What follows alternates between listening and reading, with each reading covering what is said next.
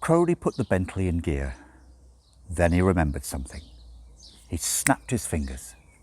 The wheel clamps disappeared. "Let's have lunch," he said. "I owe you one from, when was it?" "Paris, 1793, said Aziraphale. "Oh, yes, the Reign of Terror. Was that one of yours or one of ours?" "Wasn't it yours?" "Can't recall. It was quite a good restaurant, though." As they drove past an astonished traffic warden, his notebook spontaneously combusted, to Crowley's amazement. "I'm pretty certain I didn't mean to do that," he said. Aziraphale blushed. That was me," he said. "I'd always thought that your people invented them." "Did you? We thought they were yours." Crowley stared at the smoke in the rear-view mirror. "Come on," he said. "Let's do the Ritz." Crowley had not bothered to book. In his world, table reservations were things that happened to other people.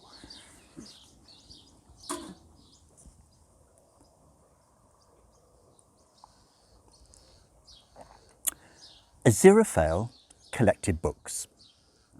If he were totally honest with himself, he would have to have admitted that his bookshop was simply somewhere to store them. He was not unusual in this. In order to maintain his cover as a typical second-hand bookseller, he used every means short of actual physical violence to prevent customers from making a purchase. Unpleasant, damp smells, glowering looks, erratic opening hours. He was incredibly good at it. He had been collecting for a long time, and, like all collectors, he specialised. He had more than 60 books of predictions concerning developments in the last handful of centuries of the second millennium. He had a penchant for wild first editions, and he had a complete set of the infamous Bibles, individually named from errors in typesetting. These Bibles included the Unrighteous Bible, so called from a printer's error which caused it to proclaim in 1 Corinthians, "Know ye not that the unrighteous shall inherit the kingdom of God?" And the Wicked Bible, printed by Barker and Lucas in 1632, in which the word "not" was omitted from the 7th commandment, making it, "Thou shalt commit adultery." There were the Discharge Bible, the Treacle Bible, the Standing Fishes Bible, the Charing Cross Bible, and the rest. Aziraphale had them all, even the very rarest, a Bible published in 1651 by the London publishing firm of Bilton and Skaggs. It had been the first of their 3 great publishing disasters. The book was commonly known as the Buggre Alle This Bible. The lengthy compositor's error, if such it may be called, occurs in the book of Ezekiel, chapter 48, verse 5. 1. And by the border of Dan, from the east side to the west side, a portion for Asher. 2. And by the border of Asher, from the east side even unto the west side, a portion for Naphtali.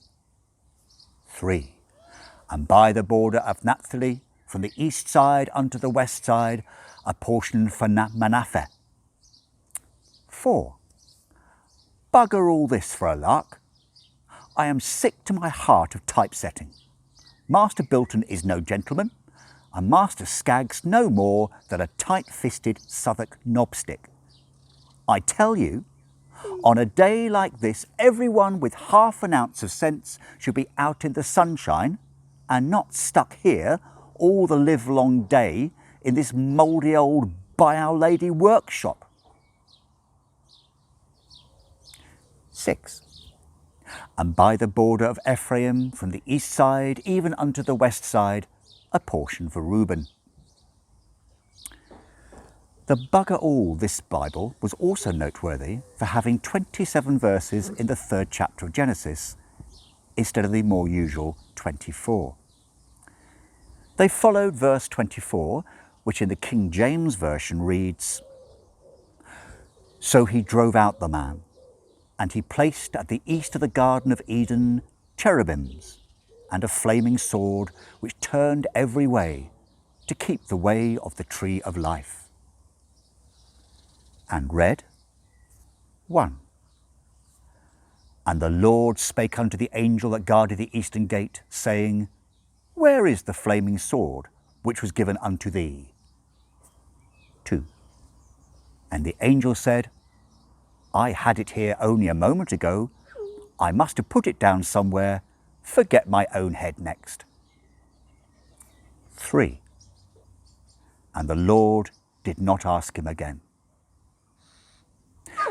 It appears that these verses were inserted during the proof stage. In those days, it was common practice for printers to hang proof sheets to the wooden beams outside their shops for the edification of the populace and some free proofreading. And since the whole print run was subsequently burned anyway, no one bothered to take up this matter with the nice Mr. A. Ziraphale, who ran the bookshop 2 doors along and was always so helpful with the translations, and whose handwriting was instantly recognisable.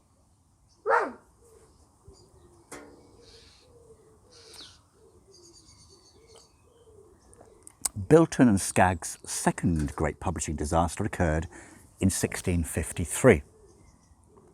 By a stroke of rare good fortune, they had obtained one of the famed Lost Quartos, the 3 Shakespeare plays never reissued in folio edition, and now totally lost to scholars and playgoers.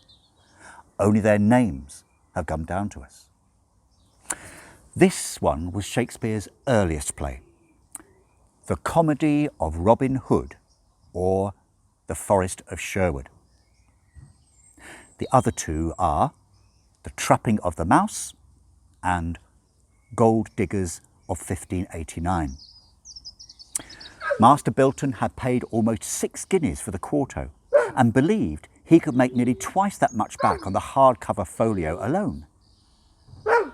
Then he lost it. Bilton and Skagg's third great publishing disaster was never entirely comprehensible to either of them. Everywhere you looked, books of prophecy were selling like crazy. The English edition of Nostradamus's Centuries had just gone into its 3rd printing, and 5 Nostradamuses, all claiming to be the only genuine one, were on triumphant signing tours.